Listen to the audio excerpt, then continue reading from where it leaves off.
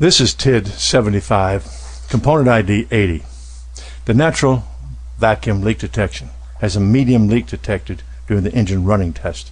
This test is only run after the engine off small leak has failed. Now the test limit is a minimum value. It is going to measure time. The natural vacuum leak detection system expects the natural vacuum leak detection switch to close when the natural vacuum leak solenoid is off and the canister purge is cycled on.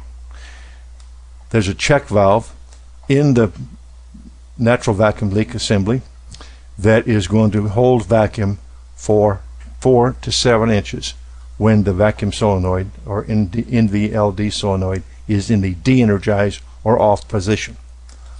Now, reasons for the failures: medium-sized leak. You'll remember you're always going to see a failure of the engine off small leak as well to coincide with this. We could have a leaking check valve, and these are our two predominant reasons for leaking. But to be sure, go watch the specifications or the training on natural vacuum leak detection testing. Here's some typical values.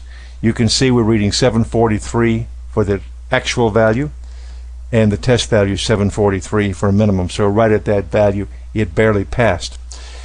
So what you're seeing here is we have a small leak just above it, a larger leak, small leak detection with engine on has failed, medium leak barely passed, purge monitor barely passed or failed. So that tells you right off the bat you definitely have a leak situation, all confirming the same thing. So this is the type of stuff to use. Use mode 6 to help you pinpoint what you're looking for and help you test faster. Be sure to go look at the natural vacuum training to be able to understand all the terminology here.